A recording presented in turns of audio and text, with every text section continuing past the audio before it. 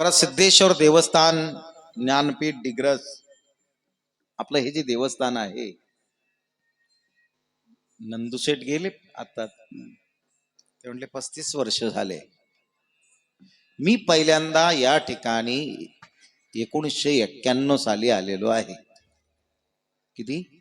91 साली पहिली एंट्री माझी या ठिकाणी. आळंदीवरून वारकरी शिक्षण संस्थेमध्ये शिकत असताना 91 साठी. मग आता किती वर्ष झाले तुम्ही बघा, मला काही माहित नाही, पण 91 साठी मला आठवतं 91 साली मी पहिल्यांदा इथं आले. 40 वर्ष झाली. 40 काय झाले असतील ते, पण तिथपासून तर आज ताग आहेत. भगवान सिद्धेश्वराच्या दरबारामध्ये आपलं येणं सुरू आहे. आणि सगळे झालेले बदल, कारण की सुसरती सरकत राहणे, काय सरकत राहणे हा संसाराचा नियम आहे. संसार शब्दाचा अर्थच सरकणे. सुसरती हा संस्कृत मधला धातू आहे आणि त्याचा अर्थ आहे सरकणे. आणि मग संसार हा सरकत असतो, त्याच्यामुळे झालेले बदल आपणही सरकलो आता, नाही का बाबा? म्हणजे सर्वच बदल होत आहे, अर्थात काळाचा हा महिमा आहे. आणि भगवान सिद्धेश्वराचं रोपट या ठिकाणी कैलासवासी शिवभक्त यादव बाबा होडगर यांनी या ठिकाणी हे लावलेलं आहे. आणि त्यापासून तर बाबांनी हे कार्यक्रम चालू केले, तिथपासून तर आजतापर्यंत हे कार्यक्रम अव्याहत चालू आहे. कैलासवासी शिवभक्त यादव बाबा, तदनंतर कैलासवासी शिवभक्त नामदेव बाबा होडगर यांनी खूप या ठिकाणी या भगवान सिद्धेश्वराची नाथांची सेवा केलेली आहे. तीही गेल्या वर्षी भगवान शिवामध्ये विलीन झालेले आहे. आता त्यांची पुढची पिढी अर्थात गंगाधर बाबा होडगर आणि लक्ष्मणजी बाबा या दोघांच्या माध्यमातून या ठिकाणी सिद्धेश्वर ज्ञानपीठ या संस्थांची ही सेवा भक्ती सुरू आहे. त्यामध्ये आज सालाबाद प्रमाणे महाशिवरात्रीचा उत्सव पंचदिनी दरवर्षी सुरू असतो, त्याप्रमाणे याही वर्षी महाशिवरात्रीचा उत्सव सुरू आहे. आणि त्यातील ही शिवरात्रीची हरिकीर्तनाची सेवा संस्थांच्या वतीने माझ्याकडे दरवर्षी ते सोपवतात. त्यांना म्हटलं मी थोडस बदल करा, अजून कोणी असेल त्यांना सांगा, आम्ही येणारच आहे. म्हणजे कीर्तन दिलं तरच येणार आहे असं नाही, कीर्तन नसलं तरी आम्ही कीर्तनाला शिवरात्रीला येणारच आहे. म्हणून अशा प्रकारे बाबांची इच्छा आहे, आदेश आहे, आणि त्या आदेशाचं पालन आम्ही करण्याचा प्रयत्न करतो. शिवरात्री जी आहे अतिशय महत्वाचा काळ आहे. काळाला महत्व असतं. भगवान सूर्यनारायण दररोज उगवतो अरुणाचल प्रदेशातून आणि पूर्वेकडने उगवतो आणि पश्चिमेला मावळतो. हे त्याचा अभ्यास चालू आहे, तो थांबलेला नाहीये. काळचक्र ज्याला म्हटलं जातं, काळचक्र हे अव्याहत चालू आहे. काळचक्र कुणासाठी थांबत नाही, परंतु प्रत्येक काळाचं विशिष्ट महत्व आहे. शास्त्राने काळाला महत्व दिलेलं आहे. जगद्गुरु तुकोबारायांचे अनेक प्रमाण आहे की तुकोबारायांनी काळाला महत्व दिलेलं आहे, ज्ञानोबारायांनी काळाला महत्व दिलेलं आहे, शास्त्राने काळाला महत्व दिलेलं आहे, संतांनी काळाला महत्व दिलेलं आहे, वेदाने काळाला महत्व दिलेलं आहे. उपनिषदाने काळाला महत्व दिलेलं आहे आणि शहाणी माणसं काळाला महत्व देतात. विडाला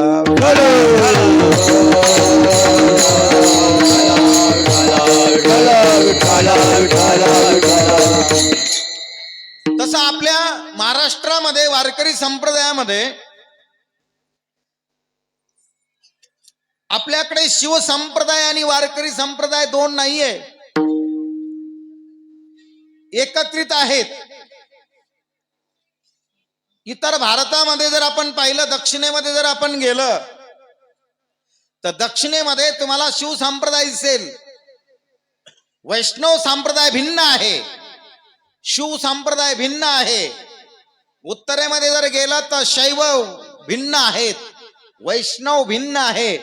आणि पाहायचं असेल तर आता येणारा कुंभमेळा त्र्यंबकेश्वरला आहे, त्र्यंबकेश्वरला जाऊन बघा.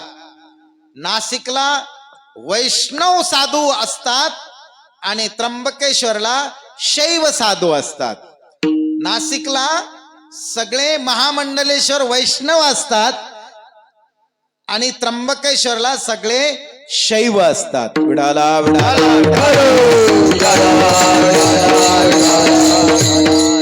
पण वारकरी संप्रदायामध्ये शिव आणि विष्णू अर्थात वैष्णव यांच्यामध्ये भेद मानला जात नाही. हे दोन्ही एकच आहे खऱ्या अर्थाने आणि एक मानून आपण भक्ती करणारा हा वारकरी संप्रदाय आहे. म्हणून खऱ्या अर्थाने ज्या ज्ञानोबारायांचा हा अभंग आहे त्या ज्ञानोबारायांकडे जर आपण पाहिलं, आता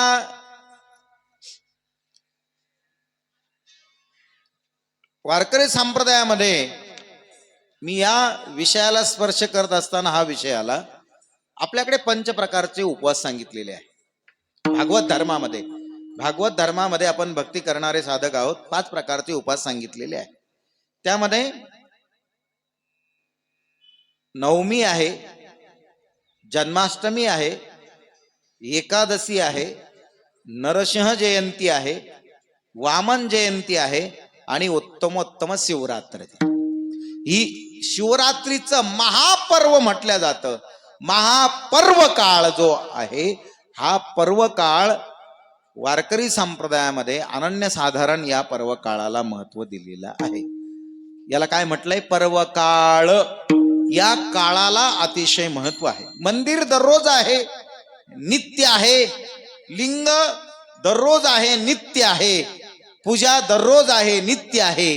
परंतु आज शिवरात्रीची या काळाची पूजा, या काळातलं दर्शन, या काळातलं कथाश्रवण, या काळातलं कीर्तन, या काळातलं दान, या काळातलं धर्म, या काळातली बैठक, या काळातली एकाग्रता, या काळामध्ये केलेला त्याग हा अनन्यसाधारण आहे आणि त्याचं काही अनंत पटीने फल आपल्या पदरात पडल्याशिवाय राहत नाही. विडाला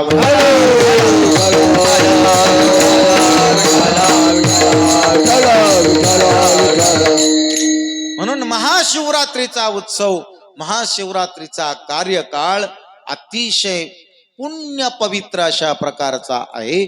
आणि या पुण्य पवित्र काळामध्ये आपण या ठिकाणी खरं तर आज गंगा स्नानाला सुद्धा अनन्यसाधारण अशा प्रकारचं महत्व आहे. ज्यांना शक्य आहे ते करतात. गंगा स्नान अतिशय पवित्र अशा प्रकारचा काळ आजचा आहे. या काळामध्ये गंगा स्नानाला सुद्धा अतिशय महत्व आहे. म्हणून या पवित्र काळामध्ये भक्ती साधना करणं, जशी आपली शक्ती असेल तशी भक्ती करावी.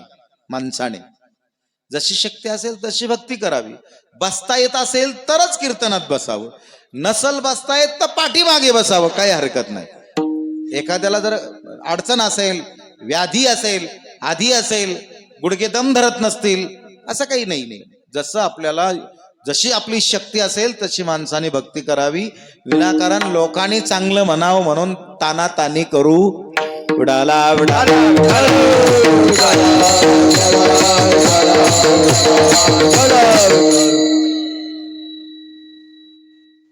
असा हा शिवरात्रीचा पर्व काळ. आणि या पर्व काळामध्ये भगवान सिद्धेश्वर आपण या ठिकाणी विराजमान आहेत. भगवान सिद्धेश्वराची ही वागपुष्प सेवा, वाङ्मयीन सेवा, शब्द सेवा आपल्याला सिद्धेश्वराच्या चरणी समर्पित करायची.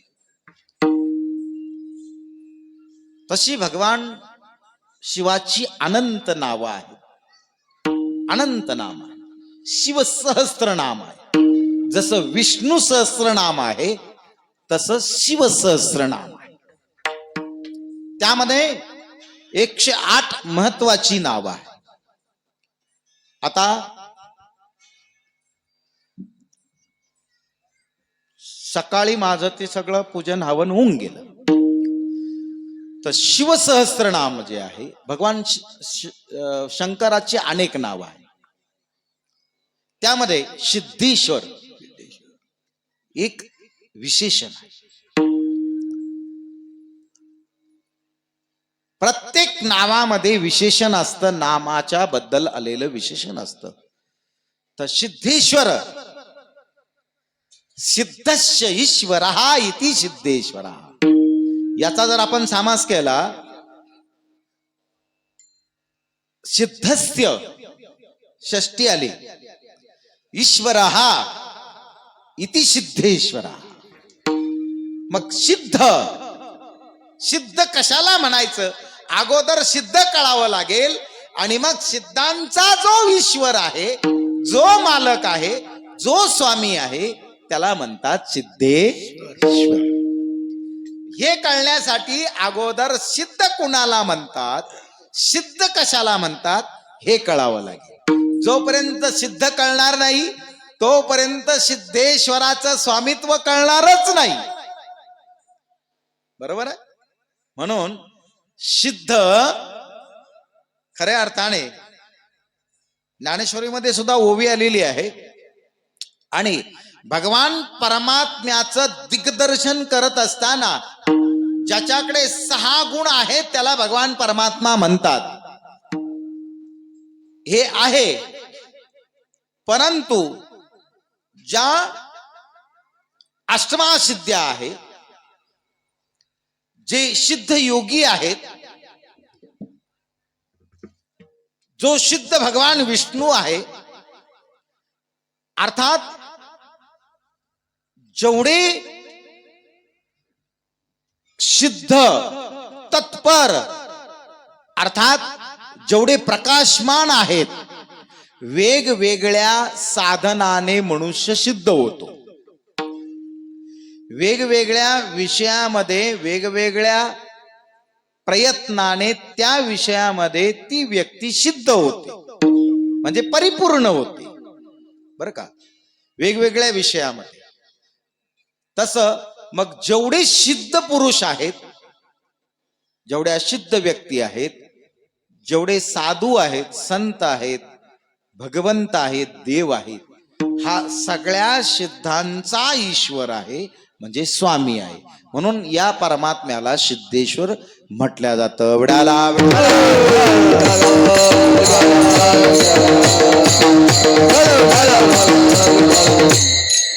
जीवनामध्ये काही कणभर सिद्धी प्राप्त झाली, कणभर सिद्ध प्राप्ती, सिद्धता प्राप्त झाली, तर कितीतरी मोठा व्याप वाढल्या जातो. कणभर सिद्धी असली तर कणभर, तो भगवान सिद्धेश्वर सगळ्या सिद्धांचा मालक आहे. असा हा सिद्धेश्वर. ज्ञानोबा यांचं वर्णन करतात, माऊली वर्णन करतात. माऊली का वर्णन करतात? पहिलाच अभंग ज्ञानोबारायांचा सोमवारच्या दिवशी मला वाचायला मिळाला. ज्ञानोबाराय सिद्धेश्वराचं वर्णन करतात. ज्ञानोबाराय कोण आहेत, माऊली कोण आहे, आणि माऊली का वर्णन करतात? अलंकापूर निवासी ज्ञानियांचे राजे, साधकाचे मायबाप, माऊली महावैष्णव ज्ञानोबाराय ज्ञानपीठ आहे. आणि ज्ञानोबाराय भगवान शिवाचं वर्णन करतात. का वर्णन करतात? ज्ञानोबाराय म्हणतात 108 वेळा मी या अलंकापूर नगरीमध्ये समाधी घेतली आहे. किती वेळा? 108 वेळा. ज्ञानोबारांची समाधी 108 वेळा अलंकापूर नगरीमध्ये आहे. म्हणले ज्ञानोबाराय तुम्ही याच ठिकाणी समाधी का घेता? ज्ञानोबारायांना असं विचारल्यानंतर ज्ञानोबारायांनी अतिशय सुंदर त्याचं वर्णन दिलेलं आहे. शिवपीठ हे जुनाट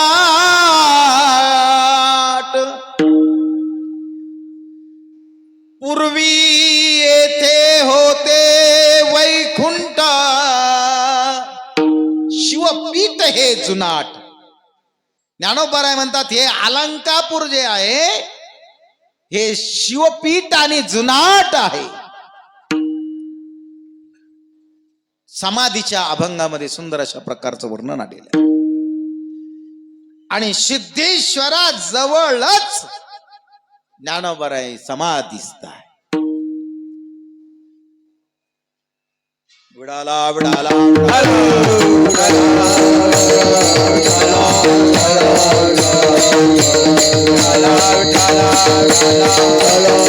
शिवपीठ हे जुनाट पूर्वी ते होते नीलकंठ ब्रह्मादिकी तपवरिष्ठ येथेची पै केली. याच ठिकाणी नीलकंठ भगवान शंकर सिद्धेश्वर पूर्वी शिवपीठ हे जुनाट पूर्वी येथे होते नीलकंठ ब्रह्मादिकी तपवरिष्ठ येथेची पै केली.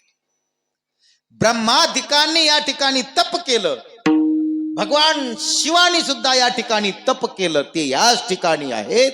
म्हणून ज्ञानोबाराय म्हणतात मी 108 वेळा याच ठिकाणी भगवान सिद्धेश्वराच्या कुशीमध्ये समाधी घेतली. समाधीस्थ आहे. उठविला नंदी शिवाचा ढवळा. आपण सगळं आपण आळंदीला जाता आपण पाहिलंय की नंदी खालून काय आहे? विवर आहे.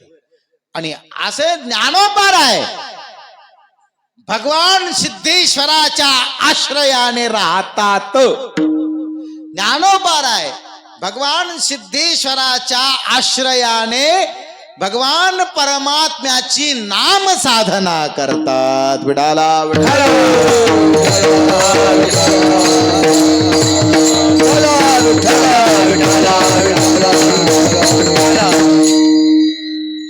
आणि जे ज्ञानोबाराय नाथ परंपरेतील आहे. नाथ परंपरा जी आहे आदिनाथापासून आलेली जी परंपरा आहे. आदिनाथ गुरु सकळ सिद्धांचा जो आदिनाथ भगवान शंकर आहे. या आदिनाथ भगवान शंकराची परंपरा ज्ञानोबारायांची परंपरा आहे. मच्छिंद्र तयाचा मुख्य शिष्य भगवान आदिनाथाकडे आदिनाथापासून मच्छिंद्रनाथापर्यंत आलेली परंपरा. आणि ही नाथ परंपरा पुढे निवृत्तीनाथापर्यंत आली. आणि निवृत्तीनाथाकडनं ज्ञाननाथांकडे आली. यांचं नाव काय आहे? ज्ञाननाथ. आणि अशी ही नाथ परंपरा. आणि नाथ परंपरा ही भगवान शंकरापासून आली. कुठून आली? भगवान शंकरापासून अर्थात आदिनाथापासून हिचा उगम असल्यामुळे ज्ञानोबाराय प्रथमतः आपल्या भक्ती जीवनामध्ये आपल्या साधक जीवनामध्ये आपल्या साधनामध्ये भगवान शिवाचं वर्णन करतात. आणि ते आदी म्हणून वर्णन करतात अभंगाच्या पहिल्या. ओम नमो शिवाय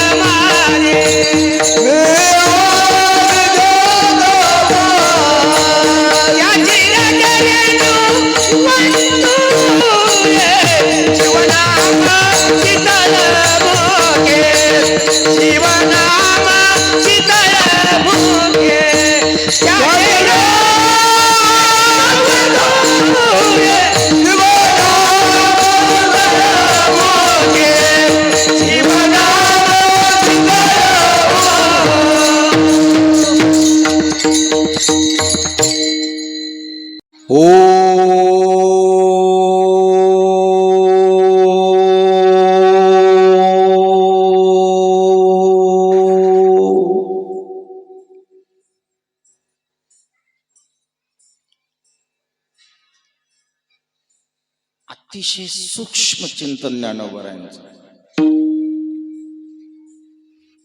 मी थोडा वेळच सांगणार आहे तुम्हाला, मी जास्त वेळ सांगणार नाही. नंतर 5-10 मिनिटांमध्ये शिवरात्रीची कथा सांगून पूर्ण करेल.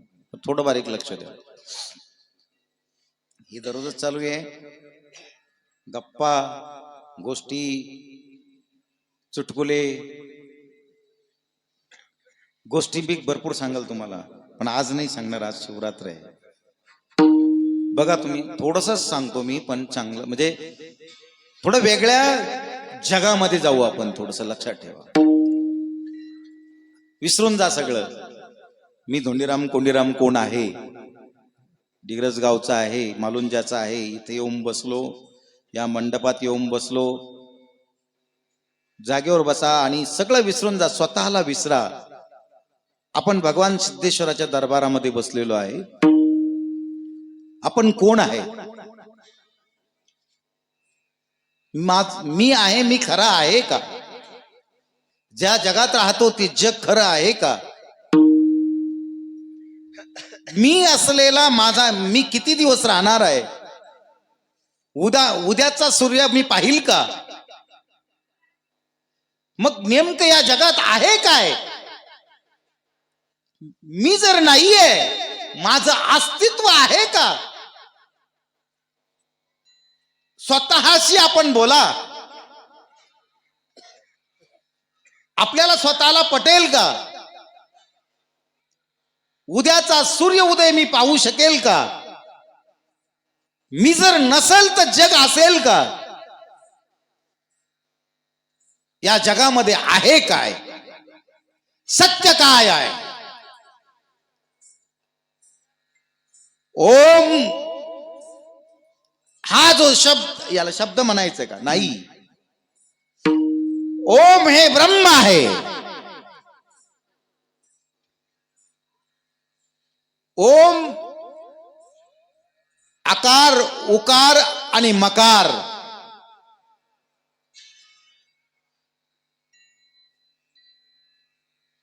ओम या अक्षरामध्ये तिन्ही तत्व आहे. जसं आपण त्र्यंबक म्हणतो, ब्रह्मा, विष्णू आणि महेश. आकार, उकार, मकार. ओम जो आहे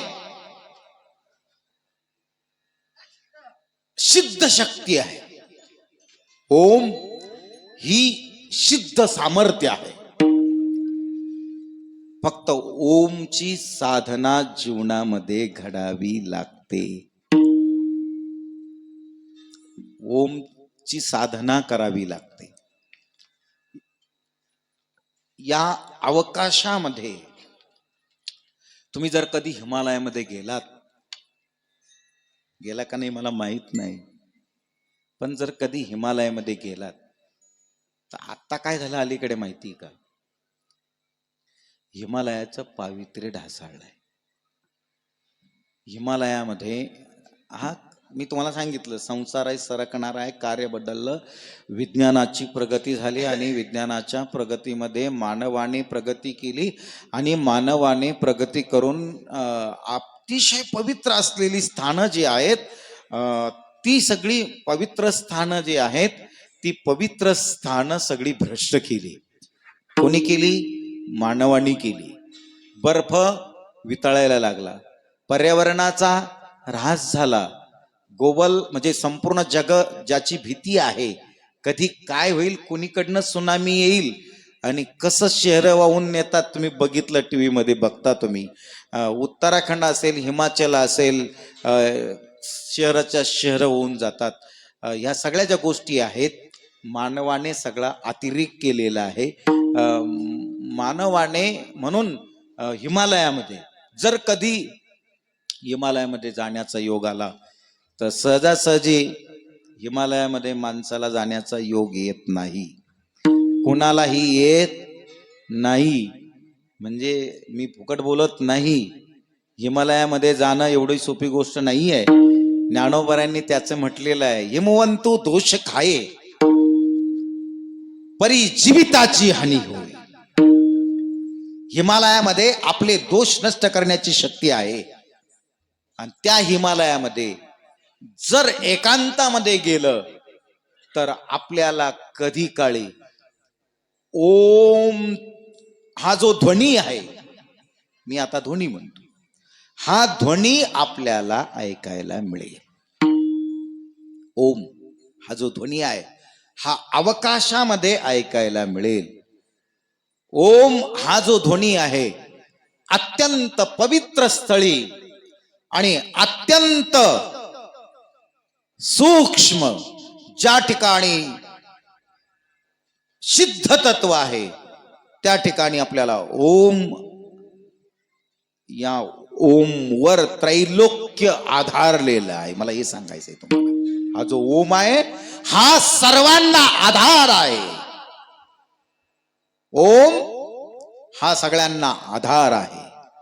म्हणून ओमची साधना ही सहजासहजी ज्ञानोबांनी याच्यासाठी खूप मोठा विषय खर्च केलेला आहे. 6व्या अध्यायामध्ये योगाचं वर्णन करत असताना खूप मोठा विषय हा आहे. म्हणून ज्ञानोबांनी पहिला शब्द ओम उच्चारलाय.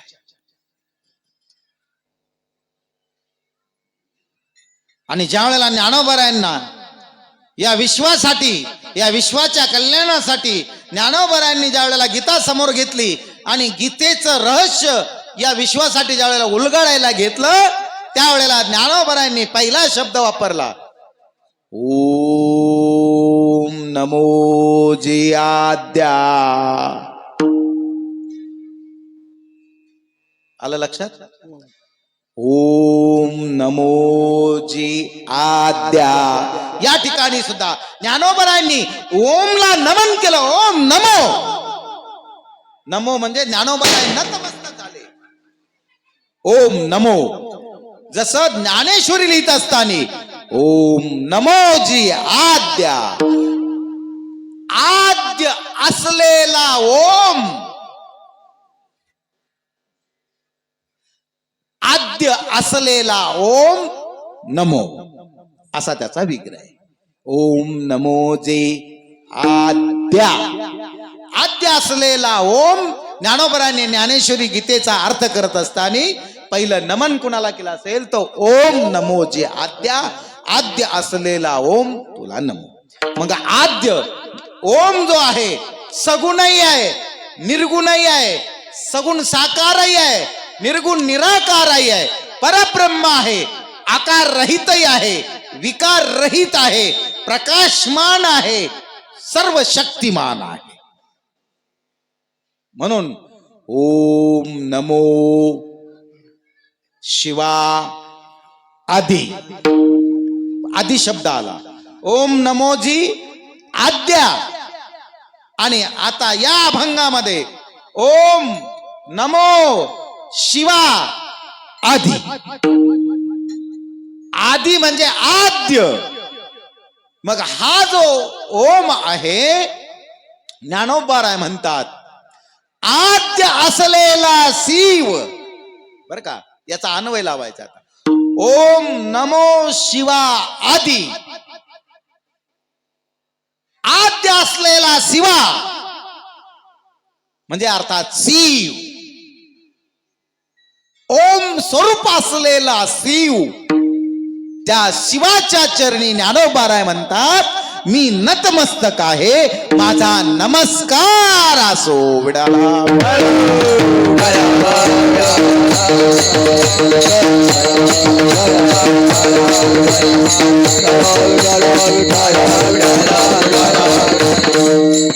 ओम नमो शिवा आदि.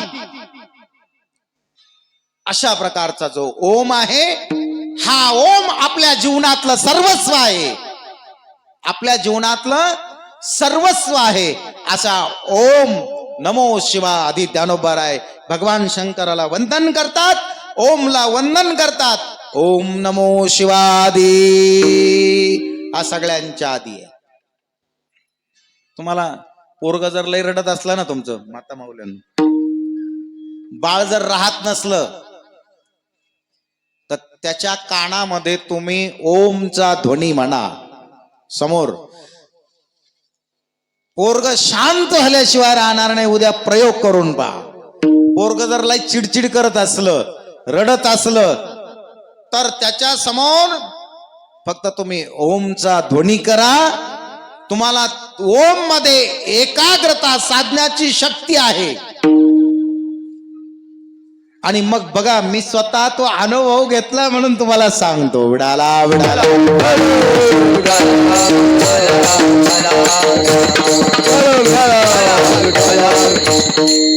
कधी काळी खूप दुःख झालं, घरामध्ये चिडचिड झाली, नवऱ्यानं मारलं. आता नवरे मारित नाही. आता मार नेमकं कोण खातं माहित नाही मला, नाही का. आता नवरे मारायची काय भेषा दे नवऱ्याची. पूर्वी होत ते, जाय तू नाही तर दुसरी, 2-2, 4-4 मंडळ पूर्वी लोकांना होतात. आता पूर्वीचा काळ सोडून द्या. आता काय मारायची भेषा दे का. मारता तुम्ही नाही, तुम्ही मारित नाही, त्या बी मार खात नाही. तो काळ गेला. आता जर काही झालं, खटकलं, बिघडलं, तर त्रागा करून घेतल्यापेक्षा, नको ती शरीराला विजा करून घेतल्यापेक्षा, तर तुम्ही बघा कधीतरी जीवनामध्ये कोणीच नाही राहिलं तर त्यावेळेला फक्त जा, बसा आणि ओम समोर ठेवा आणि ओमची साधना करा. थोडा वेळ करा. तुमचं मन जाग्यावर एकाग्र होऊन तुम्हाला शक्ती प्राप्त झाल्याशिवाय राहणार नाही. तुम्ही बघा, प्रयोग करून बघा. विडाला विडाला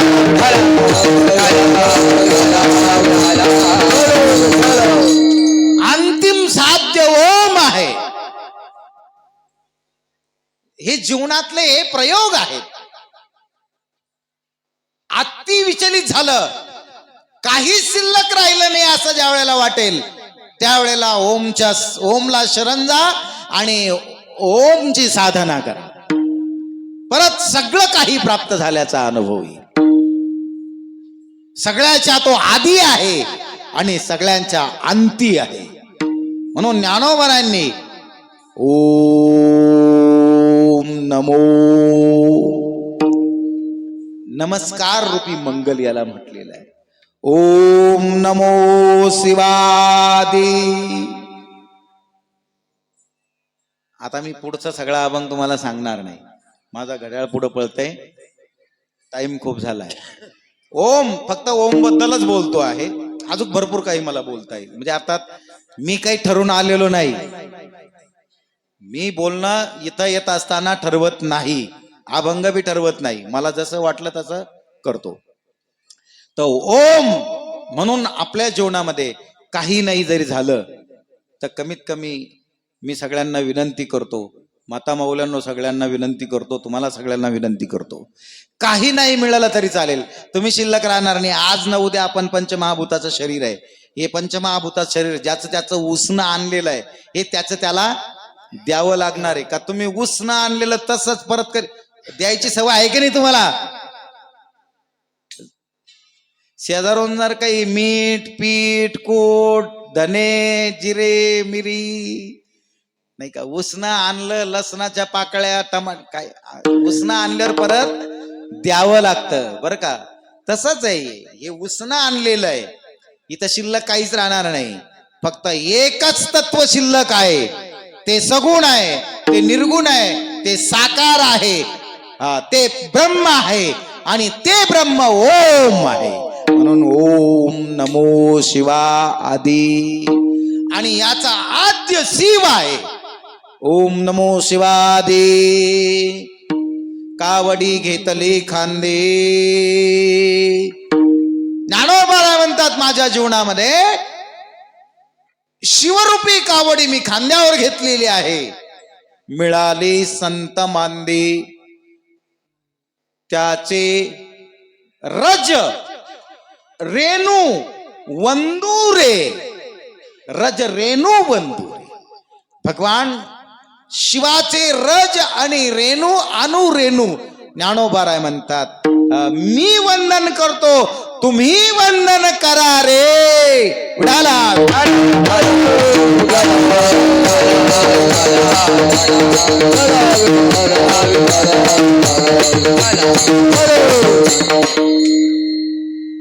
व्यवहारामध्ये एखाद्या गोष्टीचं सांगत असताना एकदा सांगितलं, दोनदा सांगितलं, तीनदा सांगितलं, पोराला सांगितलं, अरे बाबा असं करू नको, अरे ते करणं चांगलं नाही, इतक्या उशिरा येणं चांगलं नाही.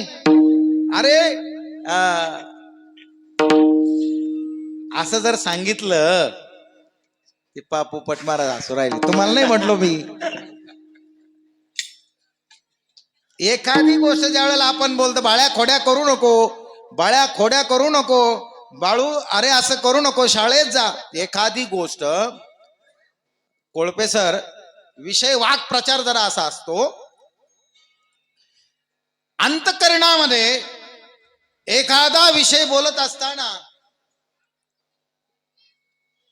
तुम्ही शाळेमध्ये शिकवत असताना एखादा विषय तुम्हाला मांडायचा आहे आणि मांडत असताना तुम्ही जीव तोडून शिकवताय, अतिशय असा उलगडा करून तो विषय समोर ठेवताय, आणि ज्यांच्या समोर ठेवता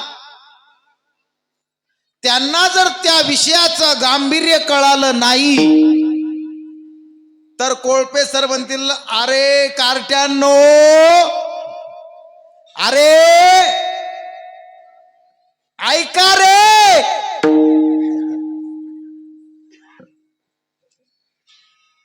आलं का लक्षात तुमच्या? ऐका रे. रे हा प्रयोग जो आहे हा उष्म प्राण आहे. प्राण जे आपले पूर्ण उच्चार स्वर आहेत, याच्यामध्ये रे हा उष्म आहे. ऐका रे. तसा ज्ञानोबाराय म्हणतात, अहो संतांनी सगळ्यांना जागृती केली. ज्ञानोबाराय म्हणतात, त्याचे चरण रेणू वंदू रे. मी वंदन केलं, तुम्ही वंदा रे. एवढ्याला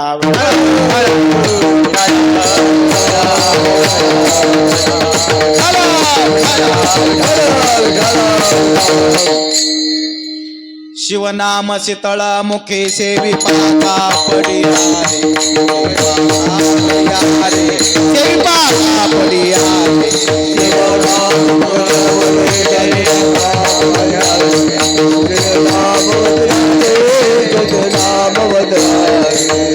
दडा दडा दडा दडा थोडा थोडा थोडा थोडा दडा दडा दडा थोडा थोडा थोडा बळा सुटला कळे काळा बापुडिया रे.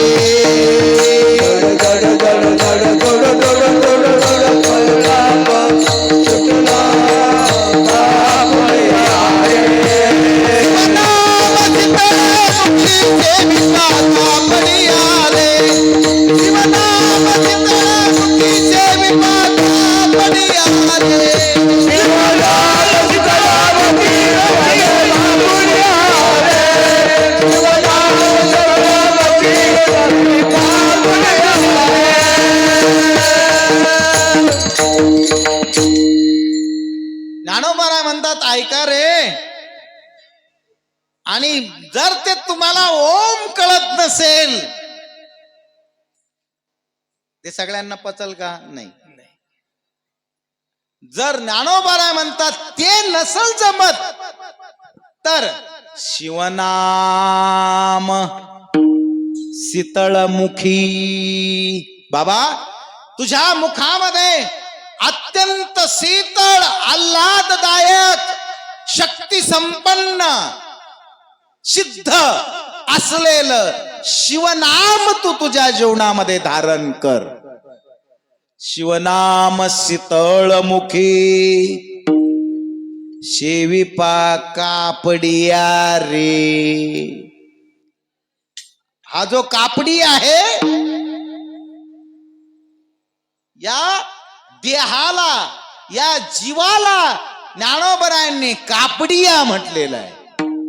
हा जो जीव आहे, हा जो नरदेह आहे, आणि या देहामध्ये असलेला जो जीव आहे, या सगळ्या मनुष्य जीवाला ज्ञानोबरायांनी कापडिया म्हटलेला आहे.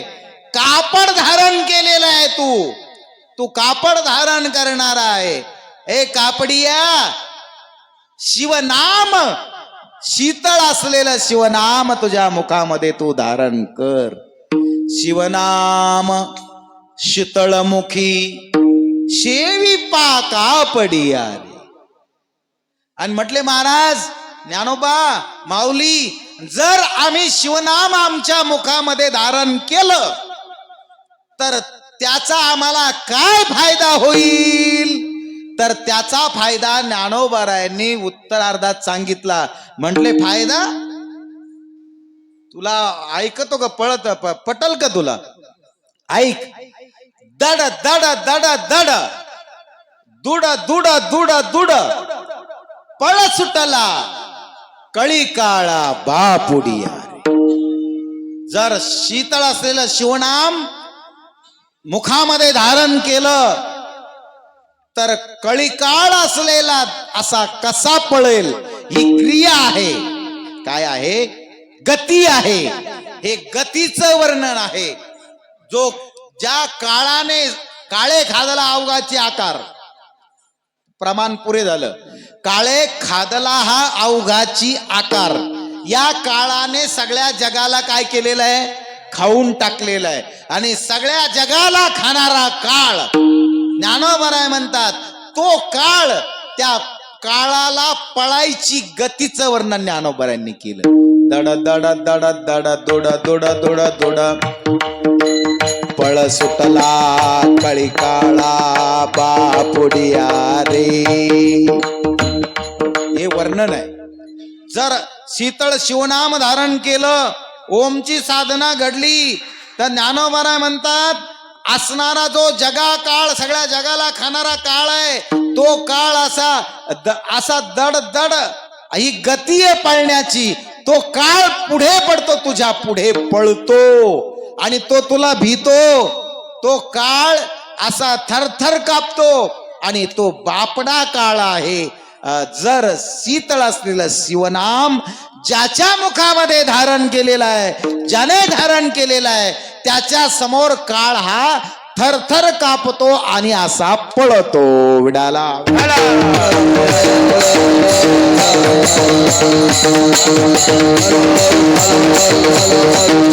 शिवनाम शीतळमुखी शेविपा कापडिया रे. दड दड दड दड दुड दुड दुड दुड पळ सुटला कळी काळा बापुडिया रे. दुसरं चरण झालं. तिसरं चरण ज्ञानोबराय म्हणतात गुरु लिंग जंगम. गुरु रूपी लिंग माझ्या जीवनामध्ये प्राप्त झालं, त्याने दाविला हा आगम. गुरु रूपी लिंगाने मला सगुण साकार तत्वाचं दर्शन करून दिलं. मग त्याचं काय झालं? माऊलीला ज्ञानोबराय म्हणतात आधी व्याधी झाली सम. आधी नाही व्याधी नाही, कुठलंच काही नाही, झाली सम. त्याने पावलो विश्राम. माझ्या जीवनामध्ये विश्रांती प्राप्त झाली. इथपर्यंत अभंग मी आणला. आता इथपर्यंत या अभंगाचं चिंतन सांगितलं. तिसऱ्या चरणामध्ये ज्ञानोबराय तुम्हाला जाग करतात. जाय इकडं, जाय तिकडं, जाय या बोकडं, जाय त्या बोकडं, जाय या देवाला, जाय त्या देवाला. ज्ञानोबराय म्हणतात कुठंच जाऊ नको.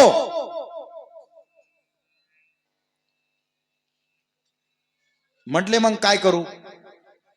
जवळी असता जग जीवन का ढांडोळी शिवन. अरे तुझ्यामध्ये परमात्मा आहे. सर्वांच्या हृदय देशी मी अमुक आहे ऐसी. जे बुद्धिस्फुरे अहर्नेशी ते वस्तुगामी. अति तंतोतंत ज्ञानोबरांची उभी आहे. सर्वांच्या हृदय देशी मी अमुक आहे ऐसी, असं वस्तुरूप ब्रह्म ज्ञानोबराय म्हणतात. का ढांडोळी शिवन. जवळी असता जगजीवन. जगाचं जीवन असलेला परमात्मा तुझ्या जवळ आहे आणि तो जवळ असताना तू इकडं शोधतो, ते एक फार सुंदर भावगीत होतं बरं का. ते मी लहानपणापासून ऐकायचो. मला ते एकदम आता माझ्या समोर आलं. कोणाला आठवलं असेल तर बघा. विठाला विठाला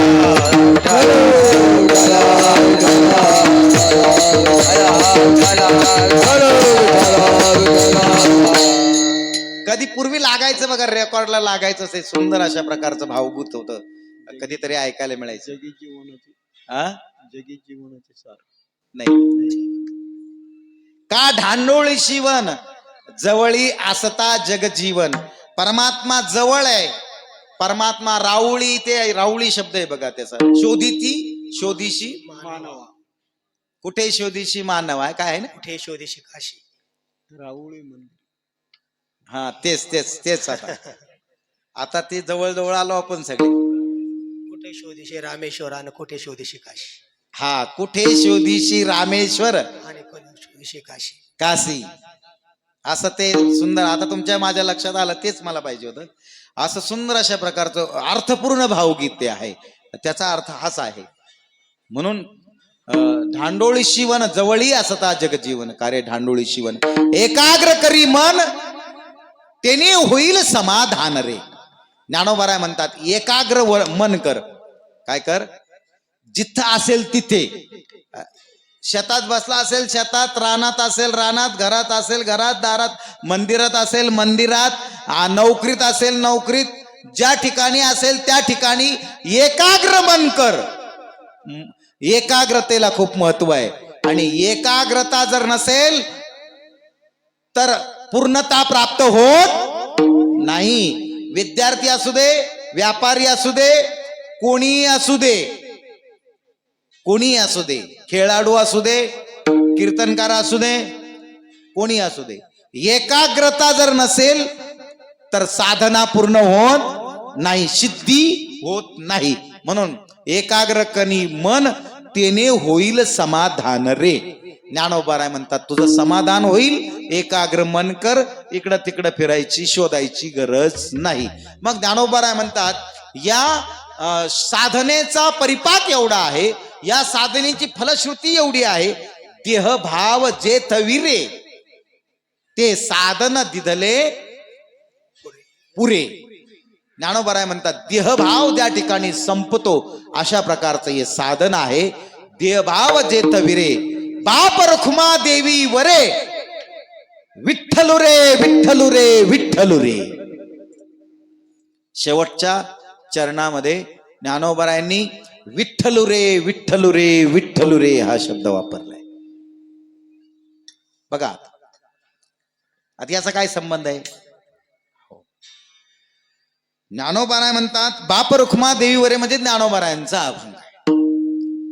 आणि ज्ञानोबा ज्या कलीच्या काळामध्ये झाले त्या काळामध्ये ज्ञानोबरायांचं आराध्य पंढरीत असलेला परमात्मा पांडुरंग परमात्मा आहे. परमात्म्याने विठ्ठलाने आणि रुक्मिणी आई साहेबांनी स्वतःने येऊन ज्ञानोबरायांना काय दिलेलं आहे.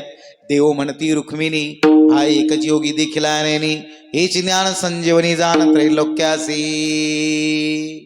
या अभंगामध्ये सगळं वर्णन आलेलं आहे. परमात्म्याने स्वतः ज्ञानोबरायांना काय दिलेली आहे. समाधी दिलेली आहे. मग आता जो विठ्ठल परमात्मा आहे तो कोण आहे. तर तो विठ्ठल परमात्म्याच्या पांडुरंगाच्या मस्तकावरती काय आहे. तांबडे पाटील काय आहे. पंढरपूरला गेलते कधी दर्शन केलं का. कशाचं केलं. पांडुरंगाच केलं.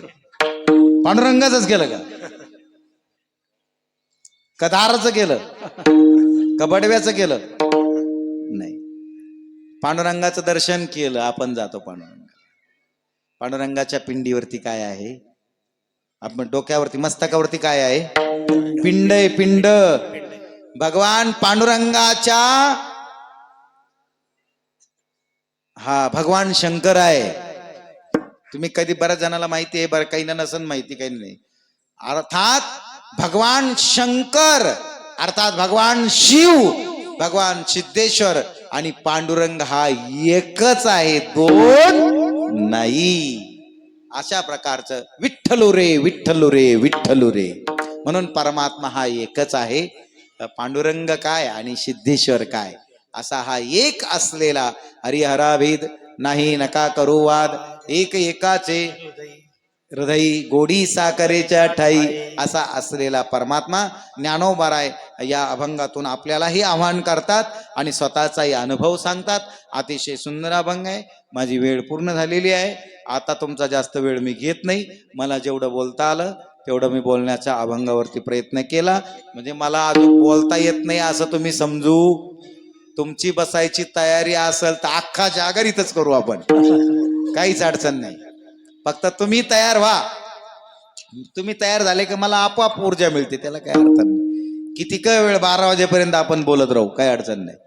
पण काळ आहे आणि असा हा काळामध्ये तुम्ही सगळे या ठिकाणी आलात. सुंदर अशा प्रकारच्या पवित्र काळामध्ये भगवान सिद्धेश्वराचा आशीर्वाद प्राप्त करून घ्या. तन मन धनाने सेवा करा. अंतकरणापासून करा. मनापासून जी काही करायचं असेल ते मनापासून करा. श्रद्धेने करा, भावनेने करा, विश्वासाने करा. जे आहे ते सगळं जाणार आहे. तो शुद्ध परमात्मा एक आहे. ओमला खूप महत्व आहे जीवनामध्ये. आणि अशा प्रकारचा ज्ञानोबरायांचा अभंग घेऊन मी या शिवरात्रीच्या निमित्ताने आपल्या समोर ठेवलेला आहे. मला आता 5 मिनिटामध्ये हा सगळा व्यासंग करायचा आहे. सगळ्यांनी एक वेळा मोठ्या प्रेमाने चिंतन करायचं आहे. विठोबा रुक्माई भजन होईल बर का. मी तुम्हाला क्रम सांगतो. विठोबा रुक्माई भजन होईल. तदनंतर 5 मिनिटामध्ये 2 मिनिटामध्ये मी शिवरात्रीचा अनुषंगाने 2 मिनिटं बोलतो आणि तदनंतर नामधून होईल आणि तदनंतर आपली कीर्तनाची पूर्णता होईल. विठोबा रुक्माई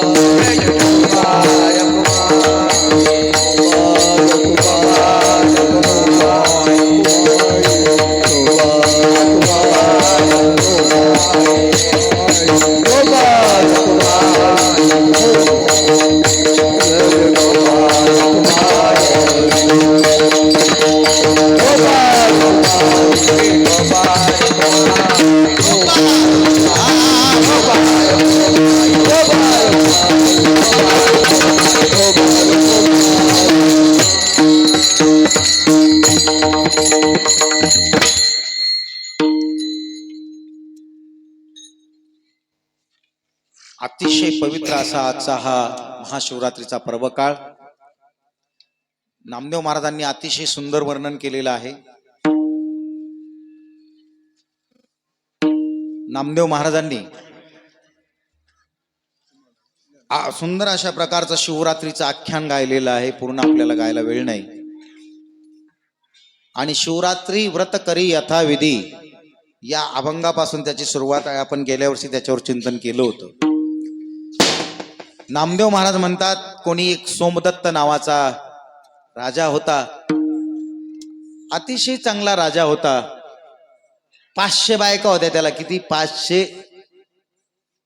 आणि त्यामध्ये 2 पतिव्रता होतात.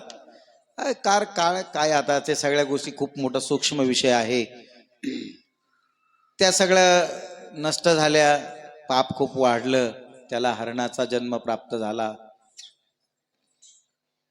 त्याच्यानंतर इंद्राच्या दरबारातला भूतसेन नावाचा चाकर चुकला. त्याला शाप मिळाला इंद्राचा. तो किरात झाला. तोच चंडभिल झाला. आणि तो चंडभिल आता भिल्ल झाल्यानंतर नामधारण केलं. तो त्याच्या वर्णाप्रमाणे अर्थात त्याचं सगळा कार्यकाळ चालू झाला. जंगलामध्ये जाणं, शिकार करणं आणि ते आणून बायका मुलाला खाऊ घालणं. घरून उठायचं, आंघोळ करायची, टोपी एक डोक्यात घालायची दिवसभर, याची टोपी त्याच्या डोक्यात, त्याची टोपी याच्या डोक्यात, सगळ्याच्या टोप्या सगळ्यांच्या कोणाला झांबडून झोंबडून सगळं आणून आणि घरी बायका पोराला खाऊ घालायचं. सगळं पाप आपल्या मस्तकावर घ्यायचं, असा त्याचा क्रम. एक दिवस गेला, शिकार मिळाली नाही, थकला. त्याच्यानंतर थकल्यानंतर ज्या झाडाखाली वृक्षाखाली उभा राहिला, ते बिल्व वृक्ष आहे, जवळ सरोवर दिसलं. त्याला असं वाटलं या सरोवराजवळ पाणी पिण्यासाठी सावजा आल्याशिवाय राहणार नाही. परंतु त्या अगोदर त्याने नियम साधण्यासाठी त्या बिल्वदळाची पानं अर्थात त्या वृक्षाची पानं आड येत होती म्हणून खाली टाकली. खाली पुरातन अशा प्रकारचं भगवान परमात्म्याचं शिवलिंग होतं.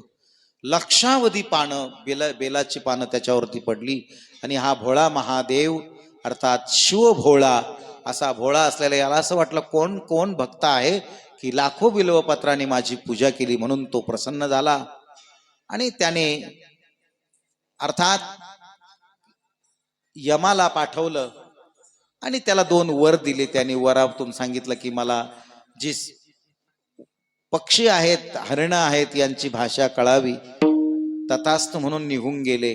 तदनंतर ही जो राजा होता आणि त्याच्या 2 पतिव्रता बायका होत्या, या पाणी पिण्यासाठी आला. त्याच्यामध्ये ते जो पुरुष हरिण होता तो गुंतला जाळ्यामध्ये आणि मग त्या ठिकाणी त्याच्या पाठीमागून आलेल्या ज्या पत्न्या आहेत त्यांचा संवाद या चंड भिलाने ऐकला म्हणजे त्याला ते वर मिळाला होता, त्याला त्यांची भाषा कळाली आणि कळाल्यानंतर मग त्याला उपरती झाली. आणि उपरती झाल्यानंतर भगवान शंकराने या सगळ्या पाचीच्या पाची लोकांना विमानामध्ये बसून अर्थात शिवरात्रीच्या दिवशी पार्वतीने विचारलेला हा प्रश्न आणि त्याचं भगवान शंकराने दिलेलं उत्तर, ही शिवरात्रीची कथा ही काही बगलेतून आलेली नाही. आईसाहेबांनी विचारलं आणि भगवान शंकराने सगळे दिलेलं उत्तर आहे. अशा प्रकारची ही शिवरात्रीची कथा अतिशय सुंदर आहे. शिवरात्रीचं अतिशय महत्व आहे. या महात्म्याच्या दिवशी या काळामध्ये आपल्याकडनं भक्ती घडावी, आपण भक्ती करतो आणि त्यासाठीच आपण सगळे या ठिकाणी आलेलो आहे. तुम्ही या शिवरात्रीचं कीर्तन अर्थात ही वाङ्मयीन सेवा ऐकून घेतली. ही तुमच्या जीवनामध्ये खूप मोठी साधना आहे. आपल्याकडनं भगवान शंकराचा सिद्धेश्वराचा प्रसाद आपल्याला प्राप्त व्हावा. आणि ही असलेले दिग्रस ग्रामस्थ, दिग्रस तरुण मंडळी, सिद्धेश्वर तरुण मंडळ, दिग्रसकर भजनी मंडळ, ग्रामस्थ मंडळी, सगळे तरुण मंडळी यांना हा सगळा प्रसाद प्राप्त व्हावा आणि त्यांच्या जीवनामध्ये अशा प्रकारची साधना घडून समाधान प्राप्त व्हावं ही सिद्धेश्वराच्या चरणी प्रार्थना करतो. सगळ्यांनी शिवनामाचं 2 मिनिटं 1 मिनिट फक्त चिंतन करायचंय आणि तदनंतर कीर्तन सेवा समाप्त होणार आहे.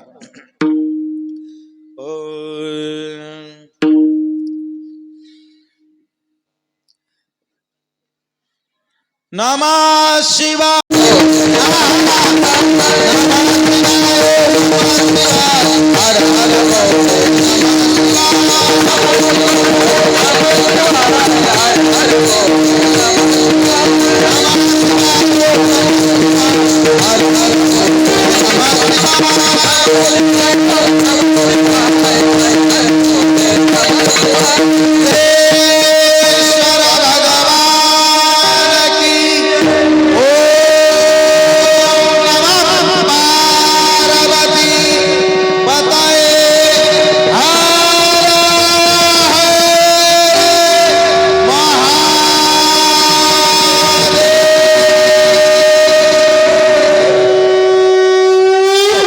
ज्ञानेश्वर